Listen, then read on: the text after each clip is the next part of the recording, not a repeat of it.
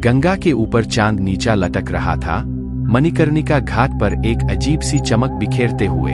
हवा में जलते चंदन की खुशबू और दुरैक भरी धीमी, लगभग अदृश्य चीखें गूंज रही थीं। घाट हमेशा से रहस्य का स्थान रहा था, जहां जीवन और मृत्यु के बीच की दूरी सबसे कम थी। आज रात यह दूरी और भी कम लग रही थी। राहुल, दिल्ली से आया एक युवा मानवविज्ञानी, मृत्यु के अनुष्ठानों का अध्ययन करने वाराणसी आया था। मणिकर्णिका घाट के चारों ओर फैली कहानियों से मोहित होकर उसने एक रात वहां बिताने का निर्णय लिया, रात्रिकालीन गतिविधियों का दस्तावेज बनाने और शायद उन अतार्किक कहानियों की झलक पाने की आशा में जो स्थानीय लोग अक्सर फुसफुसाते थे। अपने कैमरा, नोटबुक और साहस के साथ वह सूर्यास्त के अंतिम किरणों के डूबते ही निकल पड़ा। जब राहुल तंग और घुमावदार गलियों से घाट की ओर जा रहा था, उसे महसूस हो रहा था कि आंखें उसे देख रही है। स्थानीय लोग अपनी जानकारियों भरी निगाहों और आधे मुस्कानों के साथ उसके उद्देश्य को समझते हुए प्रतीत हो रहे थे। एक वृद्ध व्यक्ति जो एक छोटे से मंदिर के पास बैठा था, ने उसे पुकारा। क्या तुम उन्हें देखने आए हो? उसने धीमी, खुरदुरी आवाज में पूछा। राहुल ठिठक कर रुका, उत्सुकता से भरा। किसे देखना? घाट के भूतों को, वृद्ध ने उत्तर दिया। वे घुसपैठियों को पसंद नहीं करते। राहुल ने हल्का सा हंसते हुए आदमी की चेतावनी को अंधविश्वास मानकर नजरअंदाज कर दिया। वह अपनी राह पर बढ़ता रहा, प्रत्येक कदम के साथ उत्सुकता बढ़ती गई। घाट धुंध में लिपटा हुआ था, जो गंगा से ही उठती प्रतीत हो रही थी। अंतिम संस्कार की चिताओं की लपटें लहराते हुए लंबी, नृत्यमय परछाइयां बना रही थीं। अपनी उपकरण स्थापित करते हुए राहुल ने एक ऐसा स्थान ढूंढा जहां से वह बिना ध्यान आकर्षित किए अवलोकन कर सके। रात गहराती गई और मंत्रोच्चारण और जलती लकड़ियों की आवाजें हवा में गूंजती रहीं। उसने नोट्स बनाए, कभी कभी तस्वीरें खींची और इस गहरे सम्मान और शोक की भावना से मोहित हो गया। मध्यरात्रि करीब थी और घाट पर एक अजीब सन्नाटा छा गया। अनुष्ठान बंद हो गए और शोकाकुल लोग धीरे धीरे चले गए, घाट को अजीब रंग से सुनसान छोड़ते हुए। राहुल की रीढ़ में ठंडक दौड़ गई। उसने अपनी घड़ी देखी, बिल्कुल मध्यरात्रि थी।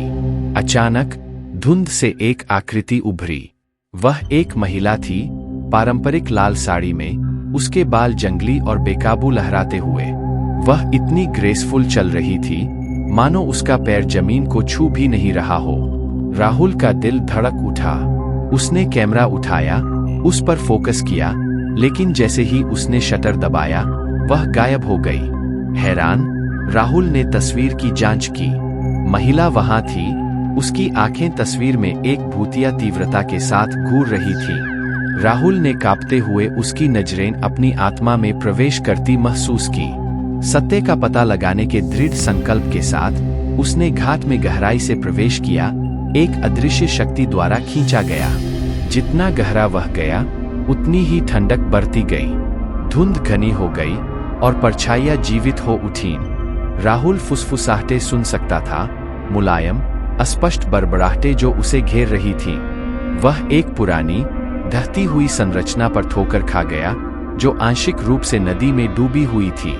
यह मणिकर्णिका कुंड कहा जाता था, जहाँ की कथा थी कि शिव और पार्वती स्वयं स्नान किए थे। राहुल के पास आते ही फुसफुसाहटें जोरदार हो गईं, स्पष्ट शब्दों में बदलती हुईं।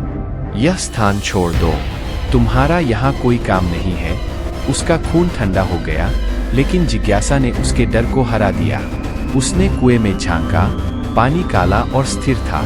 एक हाथ, ठंडा और कंकाल जैसा, गहराई से निकलकर उसकी कलाई पकड़ लिया।